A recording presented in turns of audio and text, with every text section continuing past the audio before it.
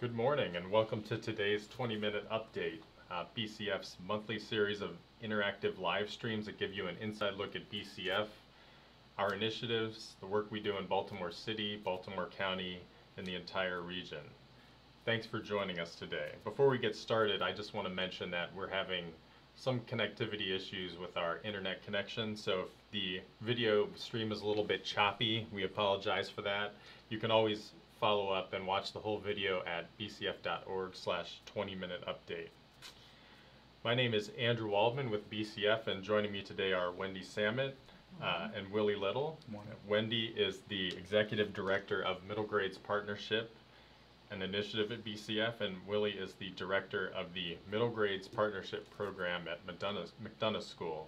He's also a math instructor at McDonough School. So good morning to both of you. Morning. Morning.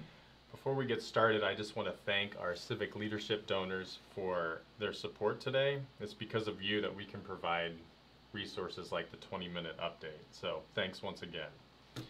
Okay, so today we're going to talk about the Middle Grades Partnership, which, as I mentioned, is a initiative here at BCF.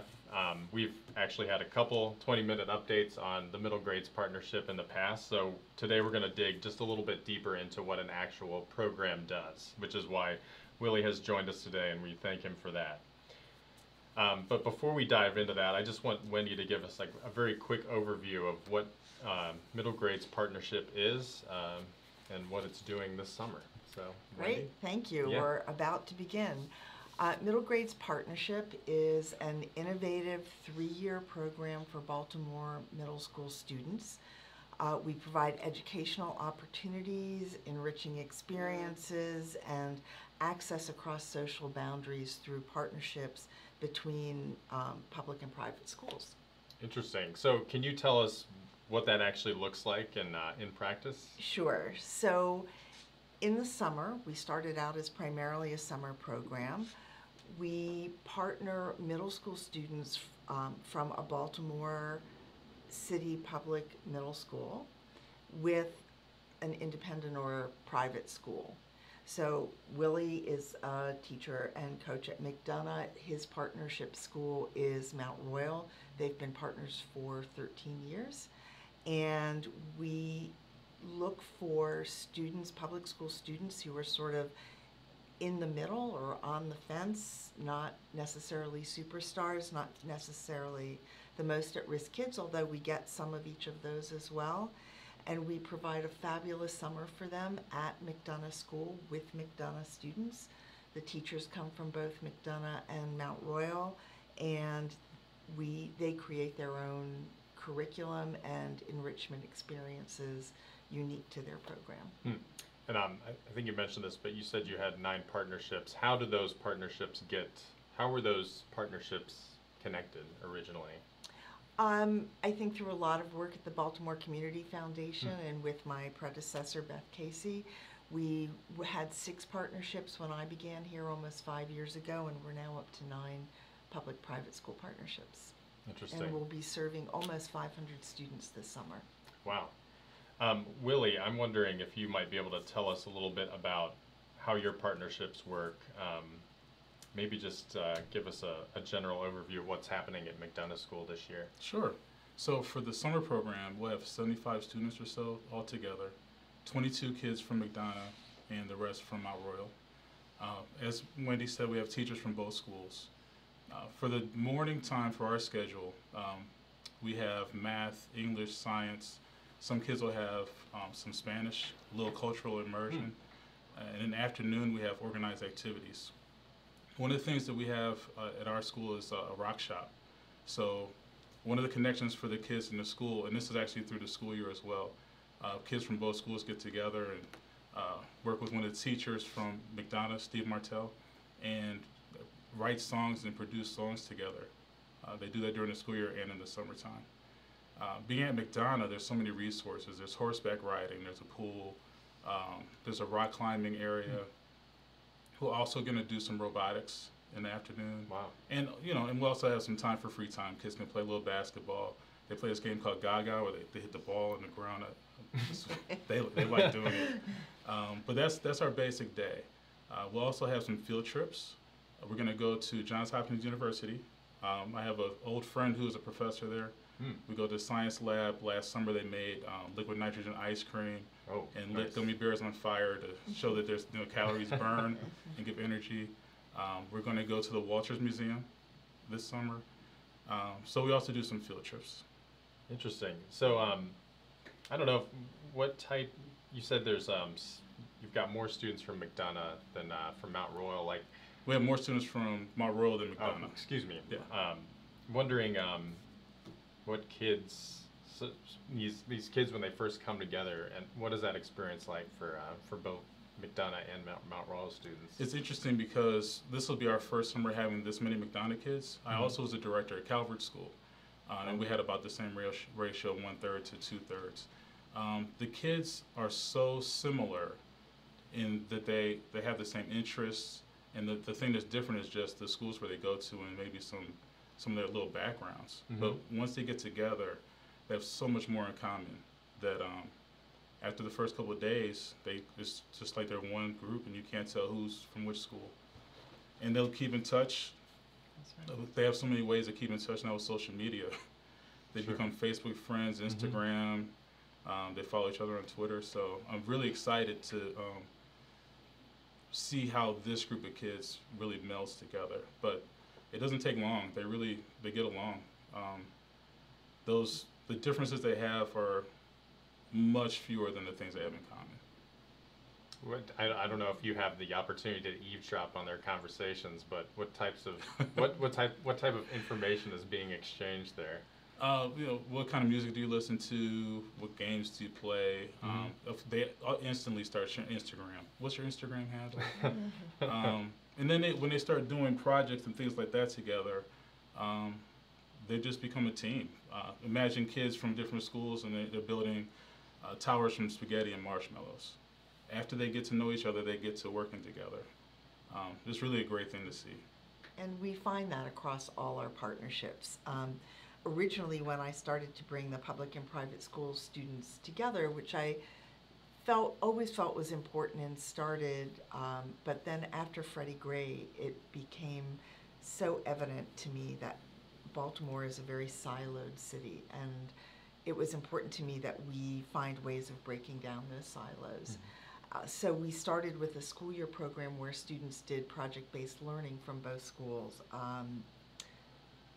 And we found exactly that the kids so quickly became good friends, kept in touch, and whereas some programs like Calvert always had a few private school students, we began to encourage that, and we find that they become fast friends. I had assumed incorrectly, frankly, that in the summer all private school students were extremely wealthy. They all could go to sleepaway camp or Europe or somewhere, that they were at a completely different place academically, and we just don't find that. They're at a really important formative time of their lives. They have an innate sense of social justice. They really want to connect with their peers, and it's really been an incredible success.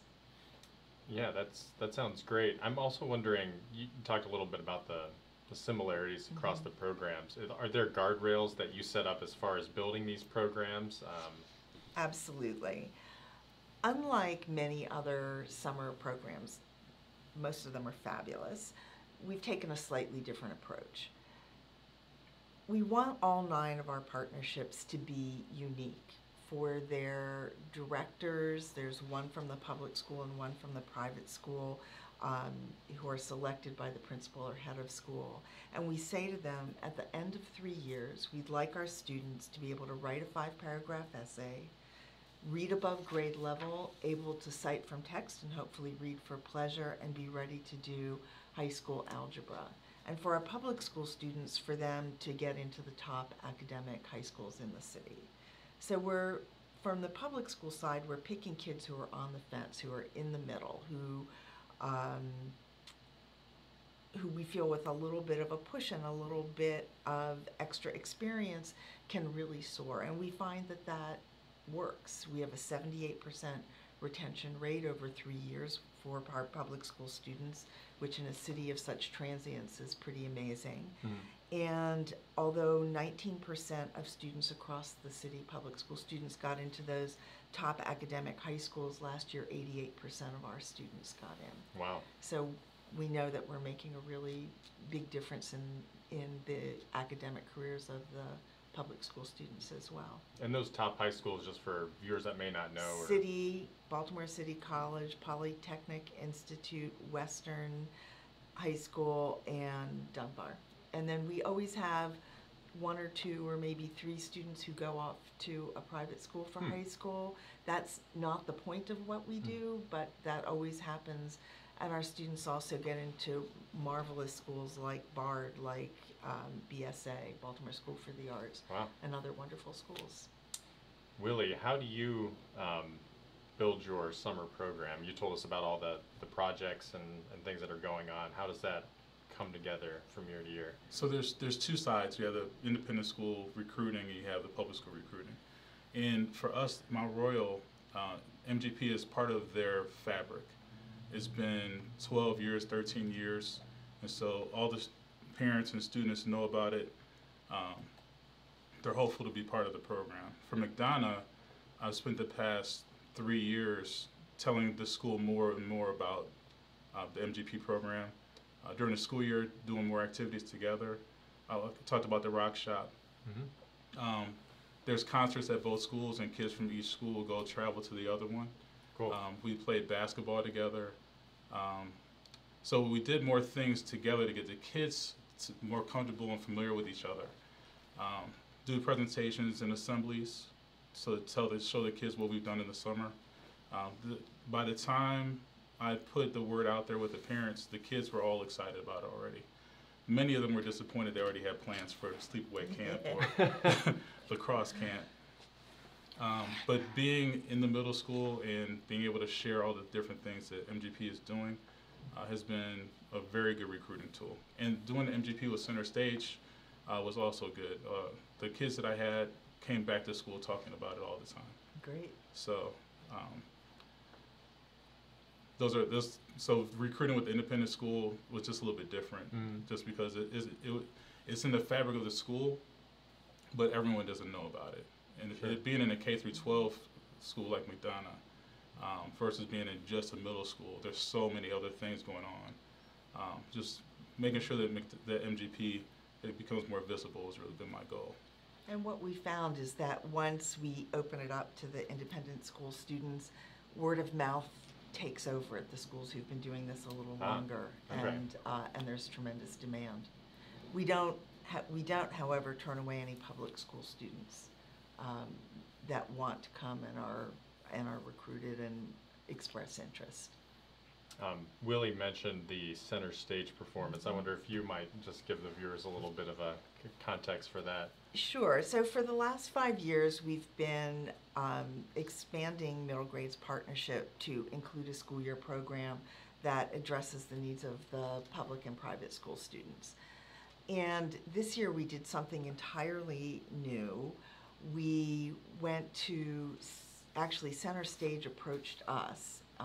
Michael Ross, who's the managing director, or I guess executive director now, and Michael Wiggins, their head of education, approached us and said that they'd really like to work with our students during the school year. So they actually developed a curriculum, had their teaching artists teach it. It was based on personal storytelling, so it was yet another way to bring our students closer together to get to know each other more.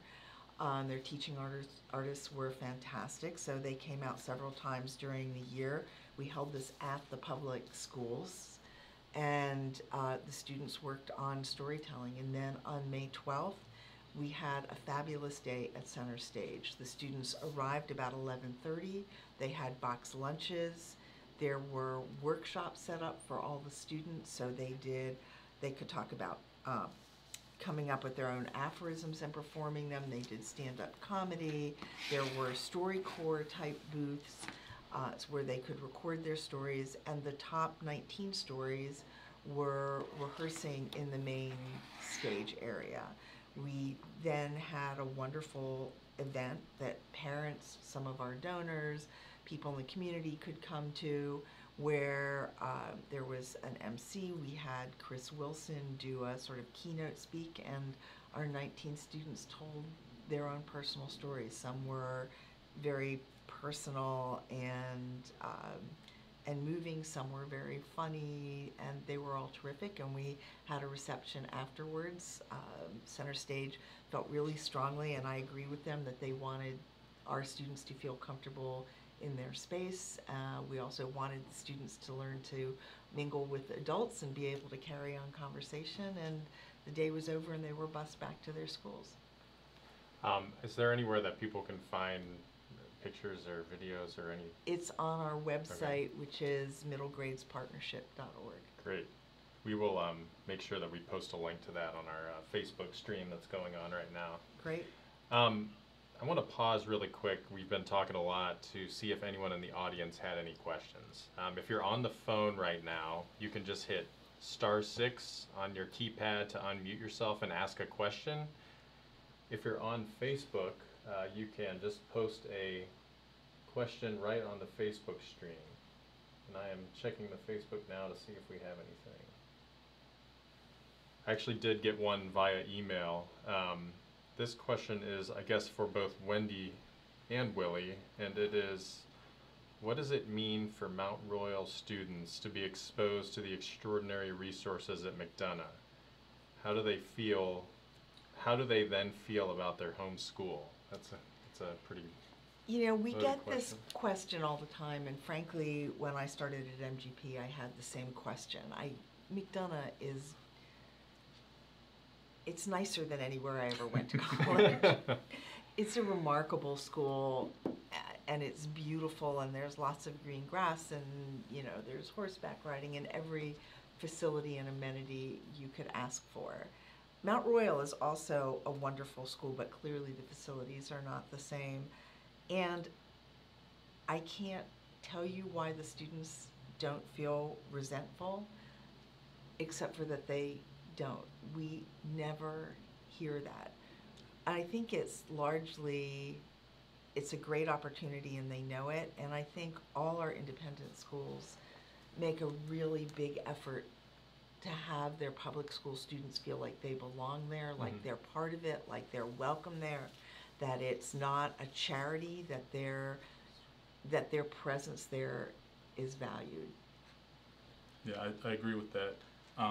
And that reminds me of the story I was thinking about. One of my first year at McDonough doing the MGP program, I had a student who he got there and he was like, what do I need to do to go to this school? It's like, I love where I go, but for high school, I want to go to McDonough. It's like, you're a great student, just keep working, and don't worry about the cost. Just focus on, this is your, like, it was almost like it was a dream for him. He graduated from Mount Royal, was accepted to McDonough. He just finished his sophomore year. He's had a great academic experience, and he's coming back this summer to be an intern for the summer program. great. Wow. So it's this full circle. But most of the kids, they just feel like they're just privileged, it's special to be there. And I would say after a week or two, they just feel like they're part of the community. Sometimes it's just after the first day. Once that everything is dispelled there, that's great. I wanted to ask before we're actually very close to the end of our call, and I wanted to ask this question of Wendy. Obviously, we've talked a lot about the activities. This isn't just academics. There's Right. a lot of other things involved. Why there's so many programs, summer programs out there that are trying to deal with summer learning loss that really dig into only the academics. Why is MGP more than that? I think it's a few reasons. Public school students have a very strict curriculum during the school year. They're tested constantly. They don't have time to explore. I also feel really strongly that there are lots of experiences that middle class and upper middle class students get. Going canoeing, having these kinds of facilities, going, climbing rock walls, whatever, that middle class and upper middle class students just get, and their parents know that it's good for them and that's why they get them. I often feel like public school students are only given certain things if they know, if we can prove that there's a rise in test scores in the end. For that reason, we don't pre and post test. We also hire only the best teachers, teachers with experience and creativity, and then we give them the freedom to be the kind of teachers they want to be. We have remarkable public as well as private school teachers, and the partnership allows them to learn from one another and bring that back to their classroom and reach even more students. So we really trust the people we have. I don't tell Willie how to run his program. I just raise money for him to do it because I know he's going to do it well. Sure. It definitely makes it more fun for both the teachers and the students. Mm-hmm. You kind of get this excitement about learning that you don't get when you're worried about a test. We got to get to a certain concept by a certain day. So I definitely love having that freedom to make learning fun. Great. I'm going to just ask if anyone on the call has any questions. Like I said, you can just hit *6 if you're on the phone to ask a question now, or just comment on the Facebook stream. Okay, hearing none, we are almost we are actually out of time.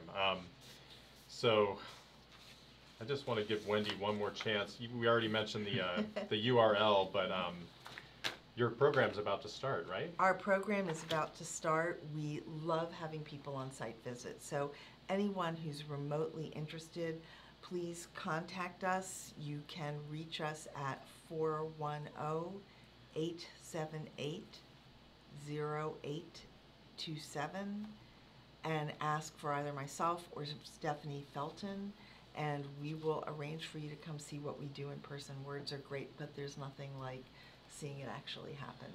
Great. I'm sure some folks will take you up on that. And the website again is middlegradespartnership.org. You can see pictures and more descriptions of all the programs that are out there.